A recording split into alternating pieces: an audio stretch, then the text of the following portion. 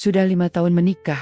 Tapi kenapa aku merasa seperti sedang tinggal serumah dengan orang asing? Laila menatap punggung Reza yang dingin membeku di balik selimut. Hatinya bertanya-tanya siapa sebenarnya perempuan yang selama ini ada di hatinya. Sudah 5 tahun aku menjadi istrinya. 5 tahun dengan sarapan yang selalu aku siapkan, ciuman di pipi tiap pagi sebelum dia berangkat kerja, dan pelukan yang mulai hilang. Entah sejak kapan, rumah kami tak pernah sebesar Rumerama di perumahan elit.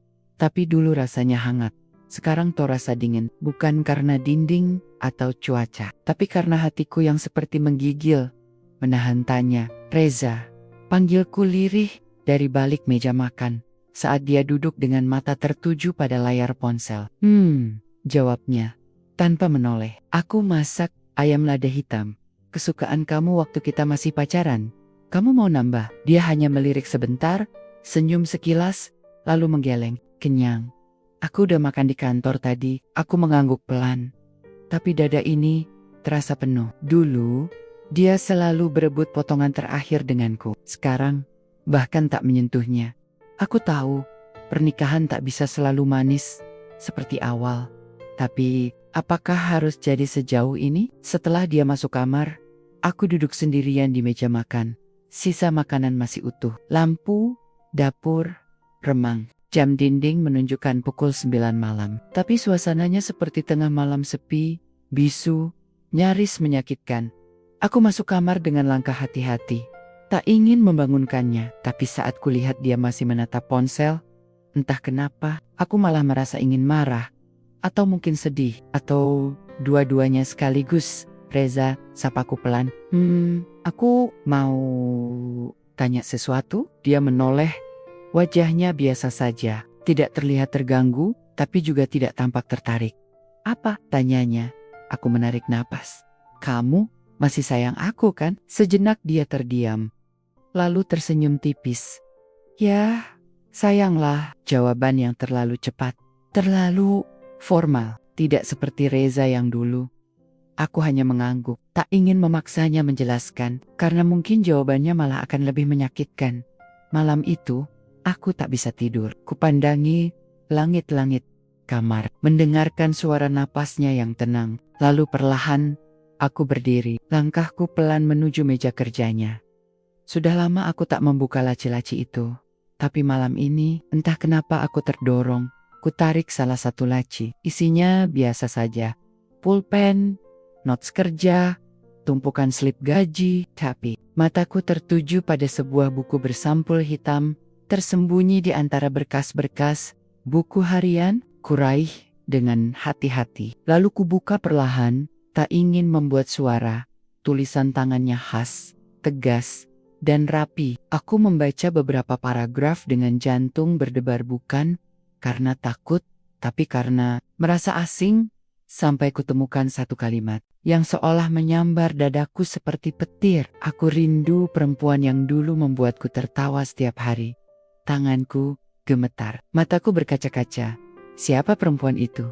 Apa dia? Aku?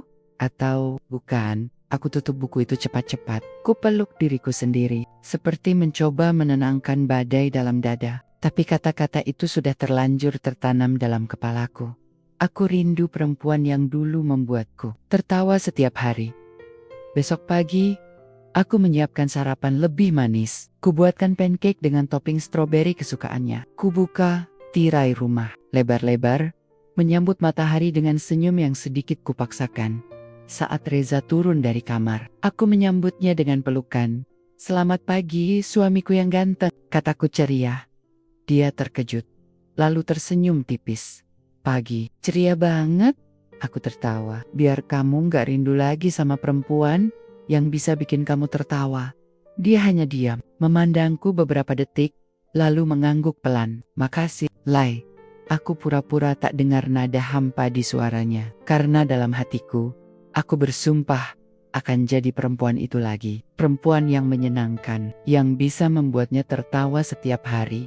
Meski aku sendiri belum tahu bagaimana caranya. Dan meski aku sendiri belum tahu, apakah perempuan yang dia rindukan itu benar-benar aku menatap cermin, sambil tersenyum paksa. Bibirku dipoles warna merah muda, pipi sedikit merona, dan rambutku kutata rapi. Sudah lama aku tidak berdandan seperti ini terakhir kali. Mungkin saat perayaan ulang tahun pernikahan kami yang kedua. Setelah itu, semuanya berubah. Aku terlalu nyaman jadi istri yang apa adanya. Terlalu yakin bahwa cinta tidak butuh topeng. Tapi sekarang, aku sadar, nyaman saja tidak cukup. Ternyata, menyenangkan itu lebih penting. Sejak pagi, aku mulai mencatat. Di buku kecil, tips-tips menjadi istri menyenangkan. Aku mencari dari artikel-artikel internet, menonton video motivasi rumah tangga, sampai mendengarkan podcast dari pasangan influencer yang katanya selalu harmonis. Isi catatanku macam-macam. Sapa suami dengan senyum saat bangun tidur. Jangan mengeluh duluan saat dia pulang kerja. Beri kejutan kecil, walau hanya secangkir kopi hangat. Jangan bahas hal-hal berat malam hari. Ciptakan suasana rumah yang menyenangkan. Aku membacanya berulang-ulang seperti doa. Sore harinya, aku menunggu Reza pulang sambil memasang musik favoritnya. Aroma masakan menyebar dari dapur. Aku sengaja memasak nasi goreng seafood, yang dulu katanya hanya aku yang bisa membuat. Rasanya seenak itu. Pukul 7:15. Suara mesin mobil terdengar dari luar. Aku buru-buru berdiri, membetulkan rambut, lalu berdiri di depan pintu. Saat Reza masuk, aku tersenyum lebar. Selamat datang di rumah paling nyaman sedunia. Sapaku riang. Dia sedikit kaget. Matanya menyapu penampilanku. Mungkin heran, karena biasanya aku hanya pakai daster kusam dan rambut diikat seadanya. Kamu dandan? Tanyanya singkat. Aku tertawa kecil. Masa nggak boleh cantik buat suaminya sendiri? Reza tersenyum. Tipis, tapi senyum tetaplah senyum. Aku menganggapnya sebagai awal yang baik. Kamu lapar? Aku masak spesial loh malam ini, kataku sambil menarik tangannya menuju meja makan. Kami makan dalam diam, tapi diamnya tidak sekaku biasanya. Beberapa kali dia memuji rasa masakanku. Aku merasa usahaku mulai terlihat. Hatiku menghangat. Mungkin aku memang harus berubah. Mungkin aku memang terlalu biasa-biasa saja selama ini.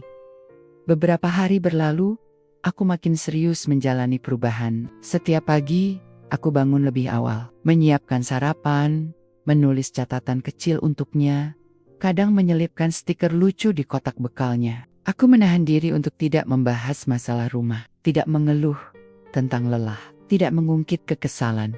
Bahkan saat Reza pulang larut dan tidak memberi kabar, aku tetap menyambutnya dengan pelukan hangat dan teh hangat. Tapi malam itu, ada sesuatu yang mengganggu pikiranku. Aku duduk di ruang tamu sambil menata bunga meja, saat ku dengar suara notifikasi dari ponsel Reza yang tertinggal di meja. Biasanya, aku tak pernah kepo, tapi entah kenapa, malam itu jariku bergerak sendiri. Satu pesan dari nama yang asing. Kamu baik-baik aja? Kamu kelihatan lelah banget tadi. Aku menelan ludah, mencoba menahan gejolak di dadaku. Mungkin hanya teman kerja, mungkin cuma perhatian biasa. Tapi kenapa aku merasa seperti kembali ke titik nol? Malam itu, aku tidak langsung tidur. Aku duduk di balkon, menatap langit kosong, sambil memeluk lutut. Angin malam menyentuh kulitku, tapi yang lebih menusuk adalah pikiran-pikiranku sendiri. Aku sudah mencoba menjadi istri menyenangkan. Aku sudah berhenti bertanya, berhenti mengeluh, berhenti menjadi diriku yang dulu. Tapi kenapa? Rasanya masih belum cukup. Reza memang jadi sedikit lebih hangat, tapi hatiku merasa kian menjauh dari diriku sendiri. Aku tertawa lebih sering, tapi tawa itu terasa seperti topeng. Aku merasa seperti aktor dalam drama rumah tangga. Aku bahkan mulai melupakan hal-hal kecil yang dulu membuatku bahagia. Membaca novel di pagi hari sambil minum kopi, menulis puisi di sela kesibukan rumah, atau sekadar berdandan untuk diriku sendiri, bukan untuk siapa-siapa. Kini, semuanya berubah jadi rutinitas demi satu tujuan, menyenangkan Reza. Tapi aku lupa bagaimana cara menyenangkan diriku sendiri. Suatu pagi, Reza memujiku sambil bersiap kerja. Laila, kamu beda banget sekarang. Kayak balik ke Laila yang dulu. Aku tersenyum, tapi hatiku bertanya, Laila yang dulu itu, siapa? Yang selalu tertawa tanpa beban, atau yang menertawakan luka sendiri? demi terlihat bahagia. Saat Reza pergi, aku duduk sendirian di sofa. Buku catatan istri menyenangkan tergeletak di pangkuanku. Tapi kali ini aku tak membacanya. Aku menatap kosong ke depan. Apakah aku benar-benar berubah karena cinta? Atau hanya karena takut kehilangan? Dan kalau aku kehilangan diriku sendiri dalam proses ini, apa itu masih bisa disebut cinta? Aku bilang apa? Waktu itu, kamu tuh selalu bisa bikin aku ketawa. Kalimat itu pernah keluar dari mulut Reza 5 tahun lalu, di malam pertama kami sebagai suami istri. Dia tertawa lepas saat aku mengajaknya nonton film komedi absurd yang bahkan aku sendiri gak paham alurnya. Tapi karena dia tertawa, aku ikut tertawa. Dan kini, aku duduk di sebelahnya. Masih orang yang sama, masih dengan film komedi yang sama. Tapi, tawa itu hilang entah kemana. Reza menatap layar televisi tanpa ekspresi. Sesekali tersenyum kecil. Tapi tidak lebih dari itu. Aku mencoba mencairkan suasana. Menirukan dialog lucu dengan nada lebay. Dulu, dia akan tertawa sampai menepuk-nepuk pahaku. Sekarang, iya, katanya singkat, lalu kembali menatap layar. Aku diam, memeluk bantal kecil di pangkuanku. Apalagi yang salah? Apa candaanku tidak lucu lagi? Atau bukan candaan itu yang dia rindukan? Beberapa hari kemudian, aku memutuskan untuk mencoba sesuatu yang berbeda. Aku membuat surprise dinner di rumah. Bukan ulang tahun, bukan hari jadi. Aku hanya ingin membuat momen manis yang bisa dia kenang. Mungkin bisa membuatnya tertawa seperti dulu. Aku menata meja makan seperti restoran, menyalakan lilin kecil, memutar musik jazz lembut, dan berdandan dengan gaun merah yang dulu dia pilih sendiri saat kami baru menikah. Ketika Reza pulang, aku menjemputnya di depan pintu sambil membawa kertas bertuliskan, "Selamat datang, tamu spesial." Dia tertawa kecil. "Ini apaan sih? Dinner romantis?" kataku antusias. "Aku jadi chefnya. Kamu tamu kehormatan." Dia ikut tertawa atau lebih tepatnya, tersenyum agak lebar. Kami makan malam sambil aku bercerita tentang hal-hal konyol, mencoba membuatnya tertawa dengan lelucon receh. Sesekali dia tersenyum, mengangguk, bahkan sempat bilang, "Lucu juga kamu sekarang." Aku pura-pura tertawa. Tapi jauh di dalam, aku sadar sesuatu. Lucu juga kamu sekarang. Bukan kamu lucu seperti dulu. Bukan aku kangen kamu yang lucu itu. Hanya komentar datar, netral, tanpa rasa.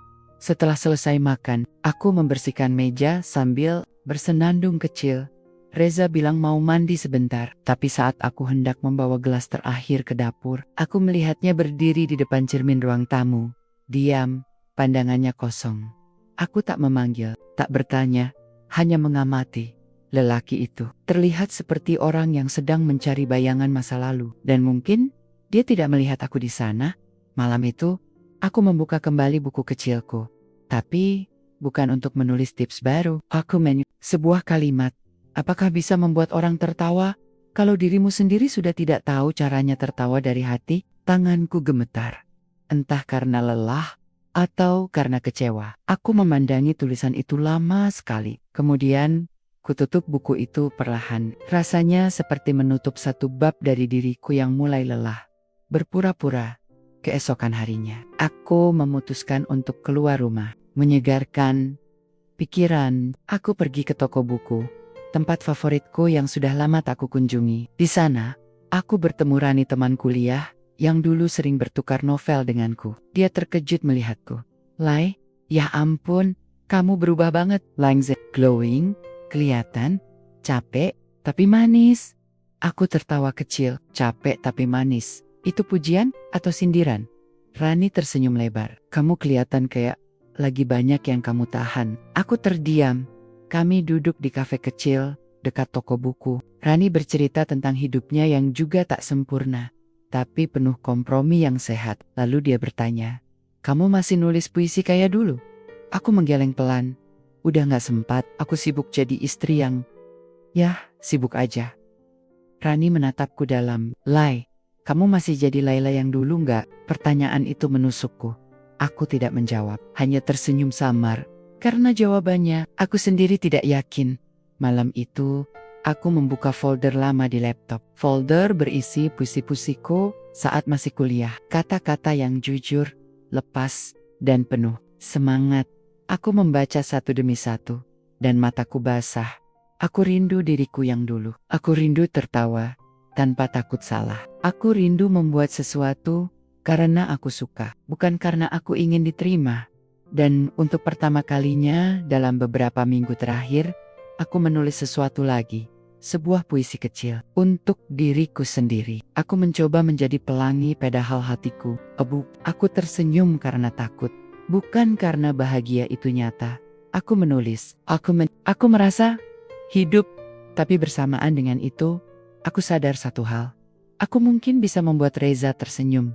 Tapi kalau aku sendiri, kehilangan jati diriku, apa artinya semua ini? Aku berdiri di depan cermin kamar selama hampir 15 menit. Diam, tanpa ekspresi. Wajah yang kulihat cantik, rapi, mataku dihias tipis dengan eyeliner coklat, bibirku berwarna nude yang elegan, rambutku tidak lagi dikuncir asal-asalin seperti dulu. Tapi entah kenapa, semua itu terasa asing. Apa kamu senang melihat dirimu? Sekrong, bisikku pelan, seperti bertanya pada pantulan di depanku. Pantulan itu tidak menjawab, ia hanya menatapku balik datar, dingin, seperti menertawakanku tanpa suara.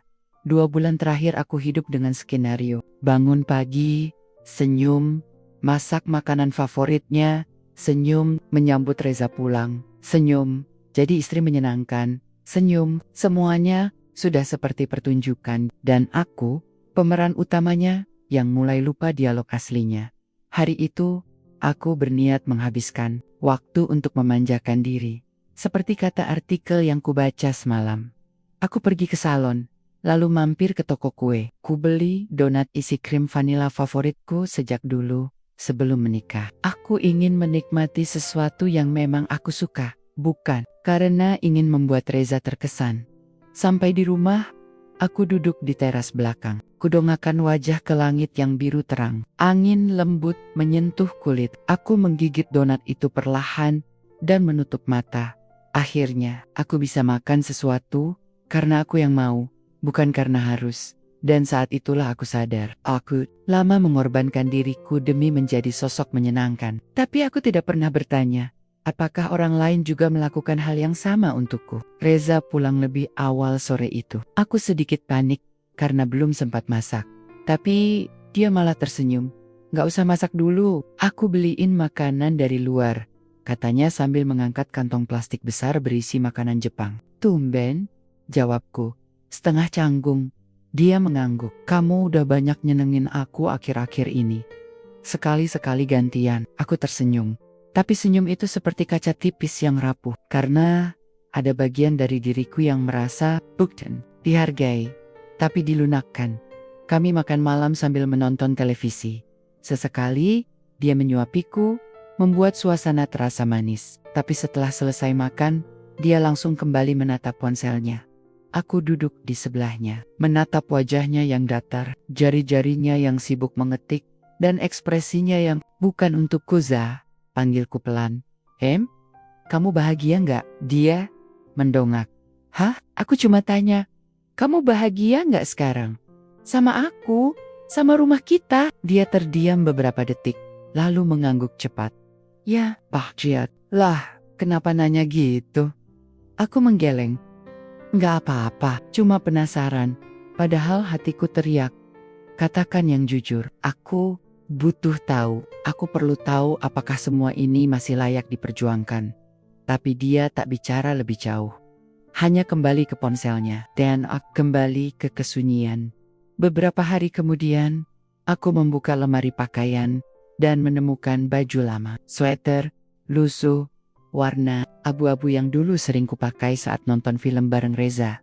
Waktu itu, dia suka menyelipkan tangannya ke kantong depannya sambil berkata, tangan kita ketemu di sini, kayak hati kita. Aku tersenyum getir. Sudah berapa lama dia tidak berkata seperti itu. Kupakai sweater itu lagi malam ini, bukan karena ingin nostalgia, tapi karena aku rindu diriku yang dulu. Aku ingin tahu rasanya jadi Laila yang tidak harus sempurna, yang boleh berantakan, tapi tetap dicintai. Saat Reza pulang, dia menatapku sebentar. Pakai sweater itu lagi, katanya. Kenapa? Jelek, dia mengangkat bahu. Enggak, cuman beda aja. Sekarang kamu kelihatan kayak Laila versi lama. Aku ingin bertanya, versi mana yang kamu suka? Tapi aku tahu pertanyaan itu tidak akan dijawab jujur. Malam itu, aku kembali berdiri di depan cermin. Aku bertanya lagi, kali ini lebih lantang. Apa aku masih aku? Dan untuk pertama kalinya, pantulan itu seperti membalas ayam pelan. Air mataku jatuh, bukan karena Reza, tapi karena aku tak mengenali diriku sendiri. Keesokan harinya, aku mulai menulis lagi. Bukan puisi, tapi semacam jurnal. Aku menuliskan perasaanku dengan jujur tentang lelahnya menjadi orang lain. Tentang rasa sunyi di tengah senyum palsu. Tentang kehilangan yang tidak terlihat, tapi terasa sangat nyata. Di halaman pertama, aku menulis, aku ingin mencintai, tapi tak ingin kehilangan diri sendiri. Jika aku harus berubah, biarlah perubahan itu karena aku mau, bukan karena aku takut ditinggalkan. Dan malam itu, aku tidur tanpa make up, tanpa masker senyum, tanpa harapan palsu. Hanya dengan satu doa kecil, semoga aku bisa menemukan kembali siapa aku sebenarnya sebelum semuanya terlambat. Hari itu, hujan turun dari pagi, gerimis yang konsisten, seperti perasaan yang tak bisa kutumpahkan. Suara rintiknya menenangkan, tapi sekaligus membuat hati makin sepi. Reza pamit lebih pagi dari biasanya. Katanya, ada rapat penting. Aku hanya belakangan ini, kata-kata kami semakin sedikit. Seperti tak perlu banyak bicara, karena masing-masing sedang sibuk dengan pikirannya sendiri. Setelah dia pergi, aku mulai beres-beres ruang kerja Reza. Kamar kecil itu sudah lama tak kusentuh. Sudutnya berdebu, laci-lacinya berantakan, tapi butuh sesuatu untuk mengalihkan pikiranku. Dan mungkin, diam-diam, aku juga mencari sesuatu, entah apa. Tapi hatiku mengatakan, ada yang Reza sembunyikan.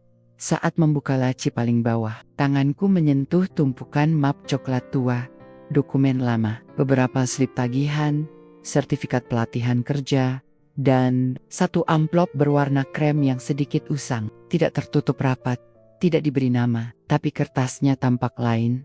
Aku mengambilnya, perlahan, dan saat ku buka tanganku refleks berhenti, tertulis di atasnya, dengan tulisan tangan Reza yang ku kenal, untuk seseorang yang pernah membuatku percaya cinta itu ada. Aku membaca ulang kalimat itu, jantungku berdegup cepat. Siapa yang dia maksud? Tanganku gemetar, tapi aku tetap membaca. Aku nggak tahu harus mulai dari mana, tapi hari ini aku nggak bisa diam. Setiap aku lihat langit sore, aku ingat senyummu. Setiap aku dengar lagu yang dulu sering kita putar, rasanya dadaku sesak. Kamu tahu nggak, aku benci suara tawa orang lain sekarang, karena cuma tawamu yang bisa bikin aku ikut tertawa dari hati. Kalau saja waktu bisa mundur, kalau saja hari itu kamu nggak naik mobil sendiri, kalau saja aku sempat menahanmu. Aku berhenti membaca. Nafasku tercekat, ada robekan besar di hatiku, yang entah kenapa terasa baru meski ku tahu, luka ini sudah ada sejak lama. Aku melanjutkan.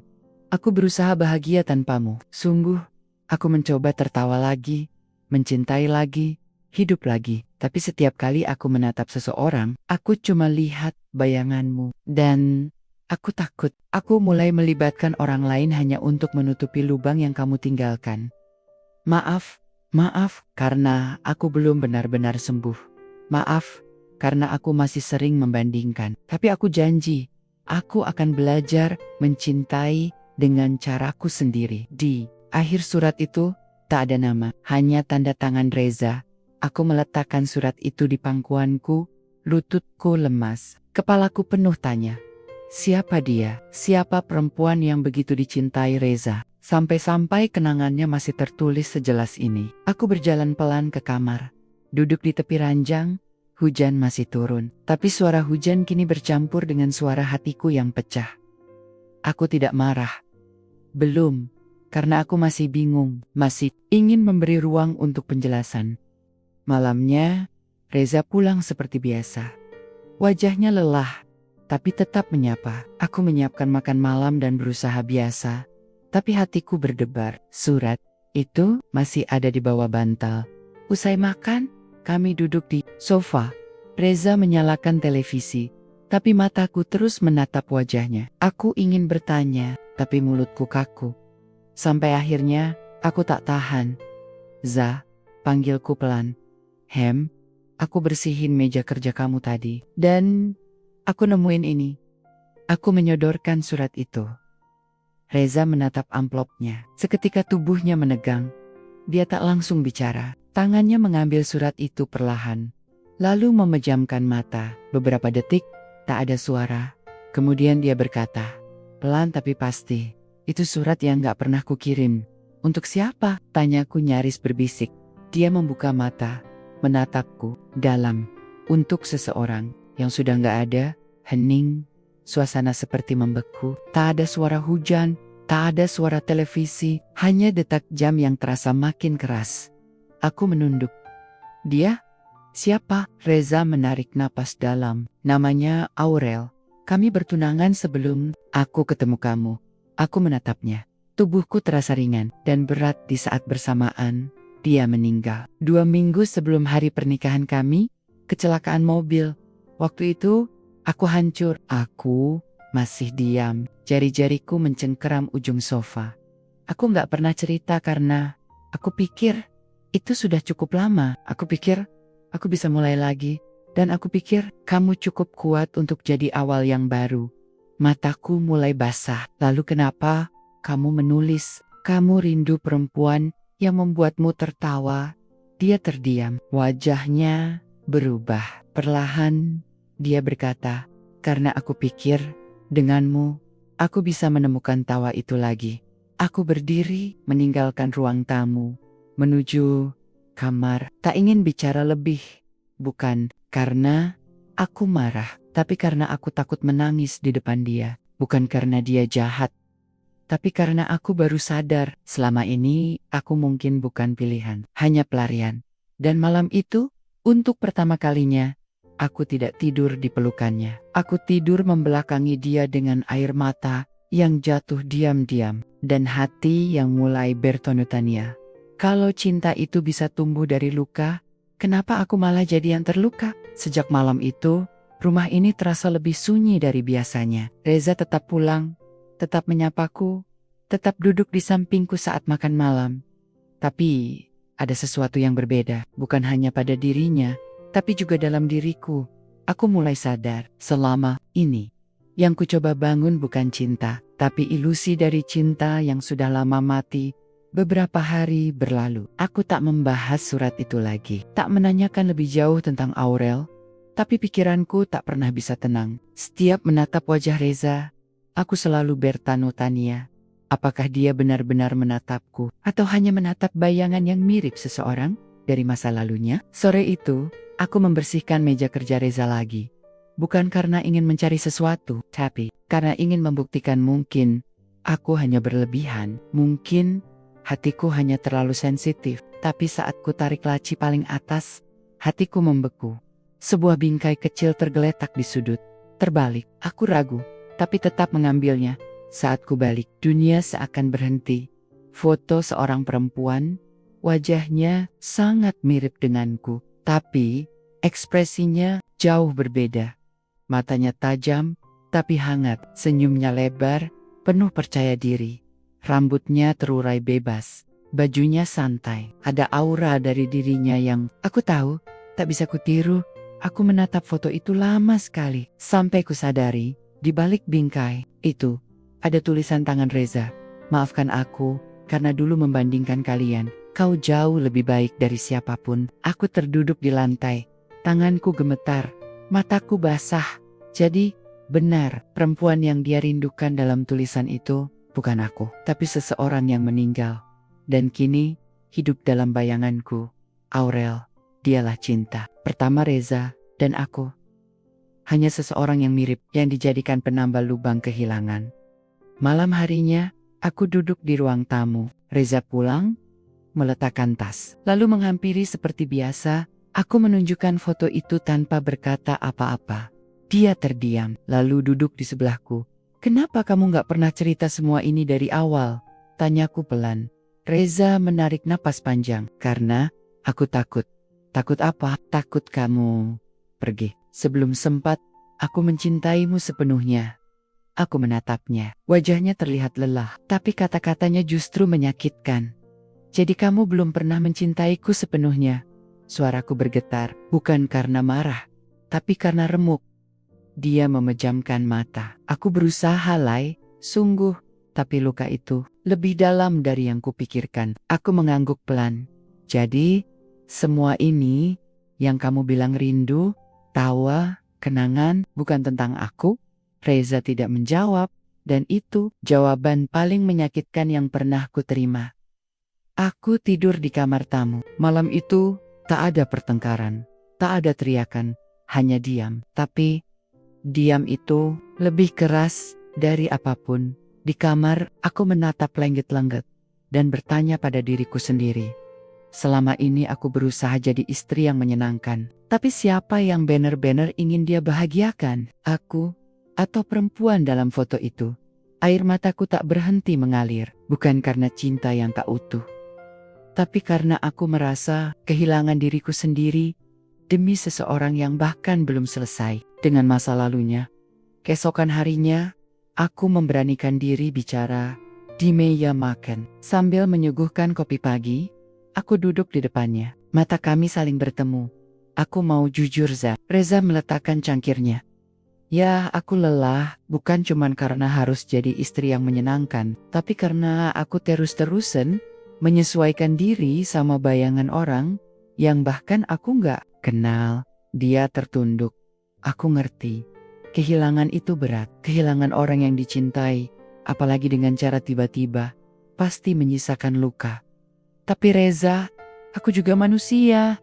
Aku punya hati, dan aku nggak mau selamanya jadi pengganti. Mata menetes di pipiku. Aku nggak minta dicintai kayak dia. Aku cuma minta dicintai. Karena aku memang aku. Karena Laila, bukan karena aku mirip seseorang. Reza memejamkan mata, jemarinya mengepal di atas meja.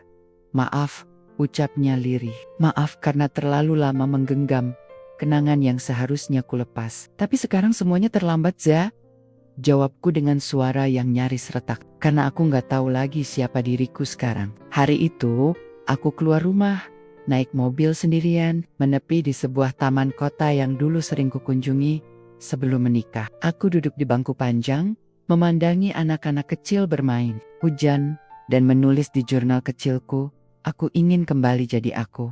Bukan versi dari siapapun, bukan tiruan dari masa lalu seseorang, tapi Laila, yang utuh, yang hidup, yang bebas tertawa karena memang bahagia. Aku belum tahu apa yang akan kulakukan, tapi yang pasti, aku tidak ingin jadi bayangan orang lain seumur hidupku.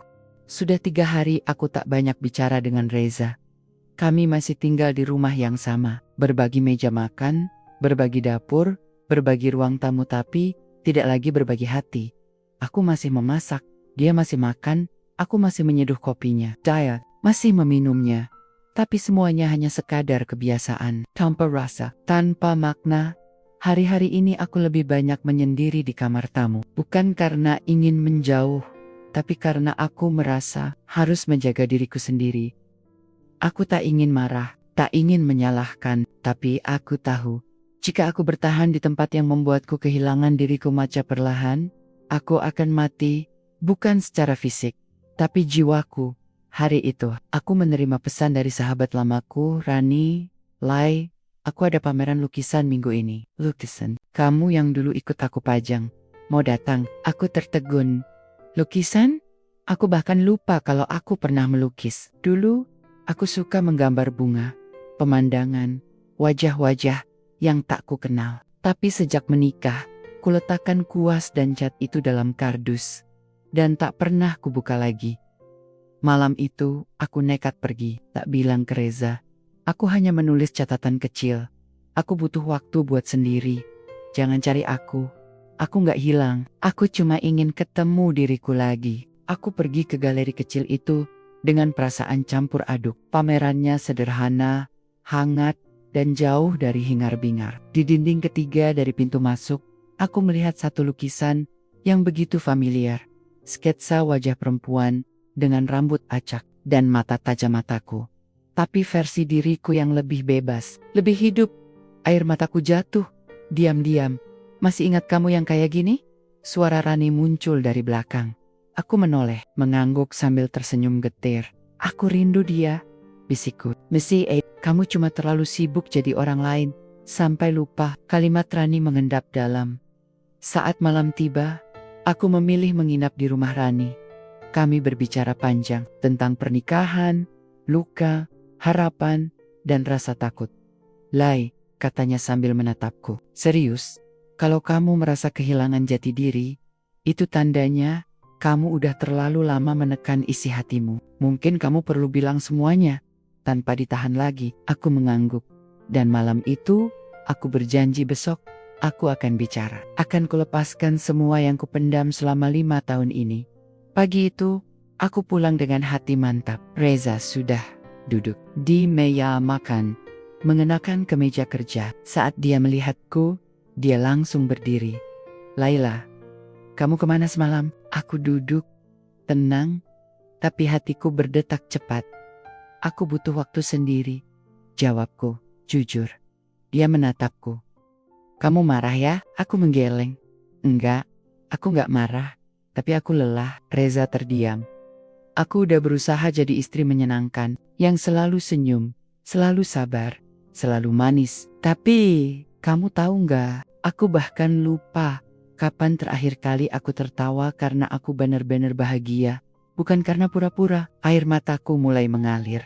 Tapi kali ini aku tidak mencoba menyekannya. Aku membiarkannya jatuh, seperti semua yang kupendam selama ini. Aku sayang kamu, Za. Tapi aku capek jadi bayangan. Aku capek dibandingkan diam-diam. Aku capek berpura-pura jadi orang yang bahkan kamu sendiri gak yakin kamu masih cinta atau enggak. Reza mengepalkan tangan. Laila, aku juga bingung. Aku tahu aku salah. Tapi aku juga gak tahu cara sembuh dari masa lalu itu. Aku mengangguk pelan. Aku ngerti. Aku gak minta kamu sempurna. Aku cuma minta kamu jujur. Bukan ke aku, tapi ke diri kamu sendiri. Aku berdiri, menatap matanya. Kamu harus jujur. Kamu mencintaiku karena aku Laila, atau karena aku mirip Aurel? Wajah Reza memucat, matanya berkaca-kaca. Aku gak tahu lagi, Lai. Suaranya bergetar. Awalnya mungkin iya, karena kamu mirip dia. Tapi sekarang, aku juga bingung. Aku takut aku kehilangan kamu, tapi aku juga sadar. Selama ini, aku belum benar-benar melihat kamu sebagai kamu. Aku menahan napas. Jawaban itu jujur, tapi menyakitkan. Kalau gitu, kataku dengan suara rendah, mungkin kita butuh jarak. Bukan buat pergi, tapi buat sama-sama mikir, apa kita masih bisa saling mencintai. Bukan karena masa lalu, tapi karena hari ini. Reza menandok, bahunya bergetar, dan aku melangkah pelan ke kamar. Mengepak beberapa baju. Aku tidak kabur. Aku tidak pergi untuk meninggalkan. Aku hanya pergi untuk pulang pada diriku sendiri. Sore itu, aku keluar dari rumah dengan satu koper dan hati yang belum utuh, tapi mulai jujur. Reza tak menahanku, tapi aku tahu dia menangis diam-diam dari suara pintu kamar yang tak juga terbuka saat aku melangkah pergi. Dan di dalam taksi, aku menatap langit dan berbisik dalam hati. Aku mencintainya. Tapi aku lebih butuh mencintai diriku sendiri. Hari pertama di rumah mama, aku menangis sepanjang malam. Bukan karena Reza, tapi karena aku merasa akhirnya aku bisa bernapas. Aku tidur di kamar lamaku, dindingnya masih sama. Penuh coretan puisi remaja yang dulu kutulis pakai spidol, poster penyanyi lama yang mulai pudar, dan lemari usang yang menyimpan semua cerita tentang siapa aku sebelum jadi istri seseorang. Mama tak banyak tanya, hanya memelukku lama dan bilang, kamu gak usah cerita sekarang. Nangis aja dulu, habisin. Dan malam itu, untuk pertama kalinya setelah sekian lama, aku menangis bukan karena ingin dimengerti, tapi karena aku butuh membasuh jiwaku yang nyaris tenggelam dalam kepura-puraan. Beberapa hari berlalu, dan aku mulai melakukan hal-hal kecil yang dulu sangat aku sukai. Melukis, menulis puisi, pergi ke warung sendirian, tanpa terburu-buru. Aku bahkan duduk di bawah pohon mangga belakang rumah, sambil membaca novel lama yang sudah lusuh, tapi rasanya seperti ngobrol sama diri sendiri. Dan perlahan, aku mulai merasa hidup kembali.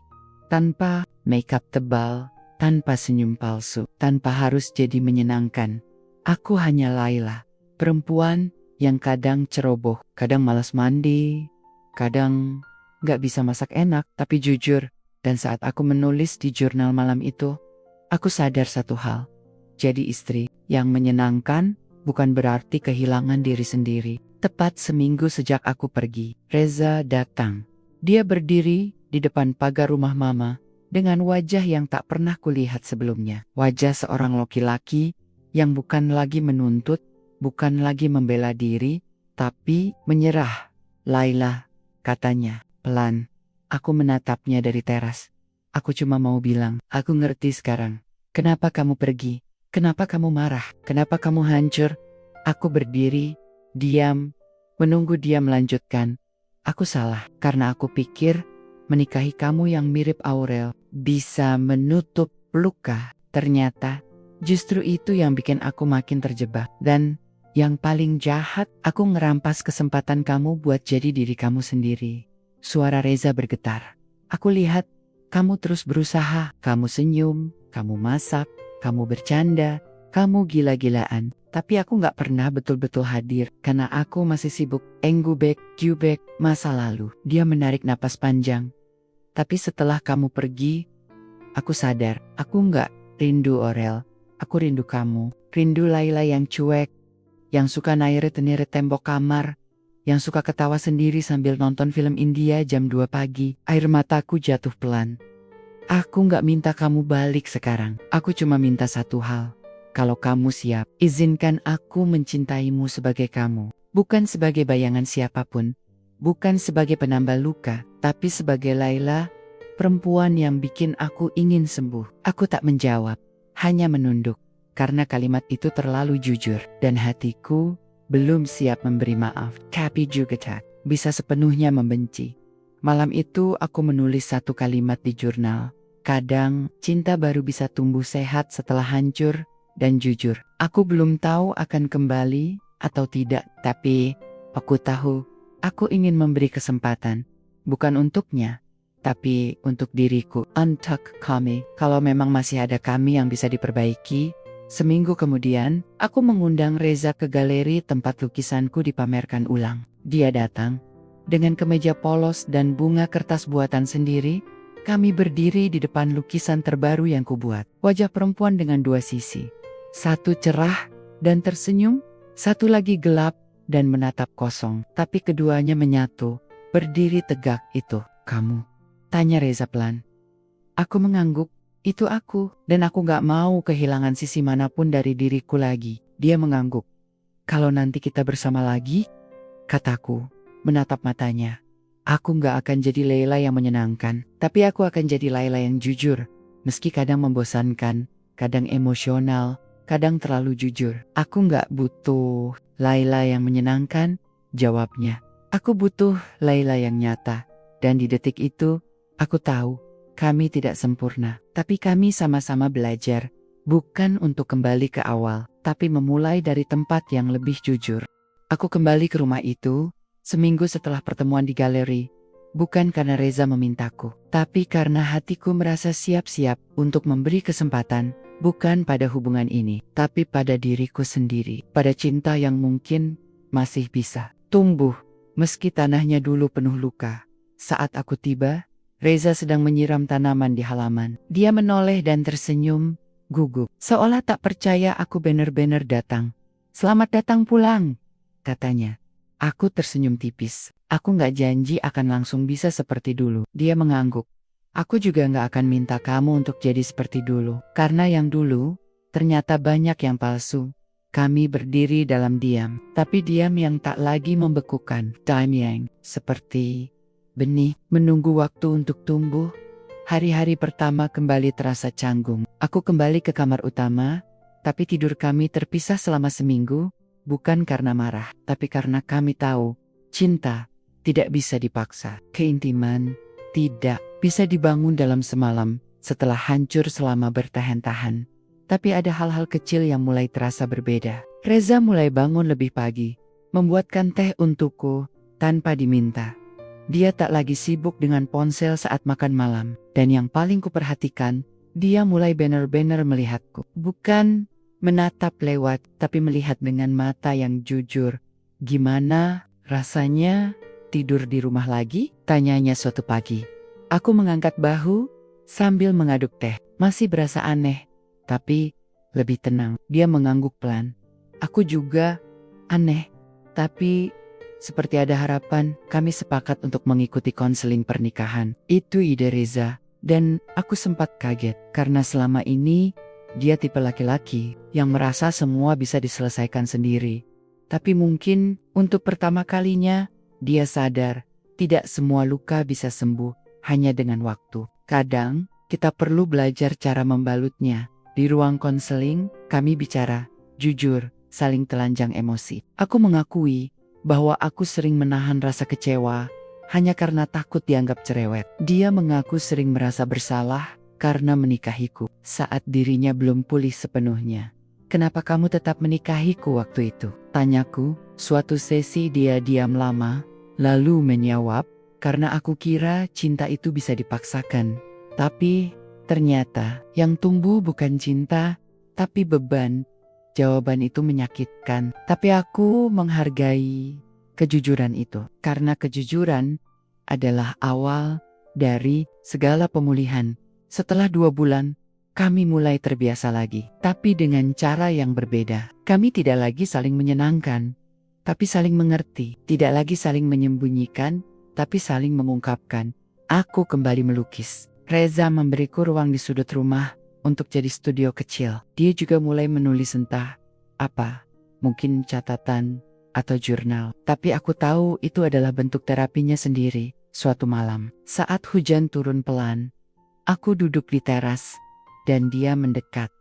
Aku pernah bilang kan, aku rindu perempuan yang bisa bikin aku ketawa. Aku menoleh pelan. Ya, dan itu dulu bikin aku hancur. Dia mengangguk. Sekarang aku tahu, bukan karena kamu gak bisa bikin aku ketawa, tapi karena aku belum siap ketawa saat itu. Sekarang aku gak pengen perempuan yang bisa bikin aku pengen perempuan yang bisa jujur sama dirinya sendiri. Aku menatap matanya. Untuk pertama kalinya, aku merasa dilihat sebagai Laila, bukan Aurel, bukan istri sempurna, tapi aku yang nyata. Kami duduk dalam diam, tapi tangan kami saling menggenggam, dan dalam hati, aku tahu, hubungan ini tak akan pernah kembali seperti dulu, tapi mungkin bisa jadi lebih kuat. Di jurnal malam itu, aku menulis, cinta bukan tentang selalu membuat orang lain bahagia, tapi tentang berani jujur. Bahkan ketika kejujuran itu menyakitkan. Dan, kalau cinta itu memang untuk kita, maka luka-luka di dalamnya akan jadi pelajaran, bukan alasan untuk menyerah. Kami belum sepenuhnya sembuh. Tapi kami berjalan bersama, tanpa menuntut, tanpa berpura-pura. Dan untuk pertama kalinya, aku tidak berusaha menjadi istri yang menyenangkan. Aku hanya ingin jadi istri yang jujur. Dan ternyata itu cukup. Setahun sudah berlalu sejak malam, aku memberanikan diri kembali ke rumah itu. Banyak hal berubah. Tidak, bukan karena kami tiba-tiba jadi pasangan paling romantis di dunia. Tapi karena kami memilih bertumbuh bersama, perlahan, dengan luka-luka yang tak kami sembunyikan lagi. Reza bukan lagi suami yang kutanggu-tanggu untuk mencintaiku seperti masa pacaran. Dan aku pun tak lagi berusaha menjadi versi ceria, manis, lucu, atau memesona seperti perempuan di film-film. Kami bukan pasangan ideal. Kami hanya 2 orang dewasa yang sama-sama pernah lelah, sama-sama pernah salah, dan memutuskan untuk belajar mencintai dengan cara yang benar. Dan hari ini, kami duduk berdua di sebuah kafe kecil, seperti saat pertama kali bertemu dulu. Tapi tidak ada rayuan, tidak ada drama, hanya percakapan sederhana. Kamu masih suka melukis? Tanyanya. Aku mengangguk. Lebih dari suka, sekarang itu caraku bicara sama diriku sendiri. Dia tersenyum. Aku juga. Sekarang nulis bukan cuma buat mengingat, tapi buat melepaskan. Kami saling menatap, tidak dengan rasa ingin memiliki, tapi rasa ingin memahami. Dan aku sadar, inilah bukan tentang menyenangkan pasangan, tapi tentang tetap tinggal. Saat semua topeng sudah dilepas, malamnya aku membuka album foto yang dulu sengaja kusembunyikan. Foto-foto pernikahan kami. Senyumku kaku di sana. Senyumnya juga tak utuh. Aku melihatnya, tersenyum pelan, dan berkata, kalau kita nikah lagi suatu hari nanti, aku mau foto baru yang kita benar-benar senyum. Dari hati, dia mengangguk, dan aku akan menikahi kamu. Bukan karena kamu mirip siapapun, tapi karena kamu Laila, satu-satunya. Kami tertawa pelan, bukan tawa palsu, bukan tawa karena dipaksa menyenangkan, tapi tawa karena kami akhirnya pulang ke rumah bernama kejujuran. Cinta tidak selalu indah. Cinta juga bukan tempat untuk menjadi orang lain, karena pada akhirnya cinta yang baik bukan membuatmu lupa siapa dirimu, tapi justru membantumu mengingatnya lagi. Dan jika kamu merasa harus berubah demi dicintai, maka kamu tidak sedang jatuh cinta. Kamu sedang kehilangan dirimu pelan-pelan. Jangan pernah mengorbankan jati dirimu demi dianggap cukup untuk seseorang. Karena orang yang benar-benar mencintaimu tidak akan pernah meminta kamu jadi menyenangkan.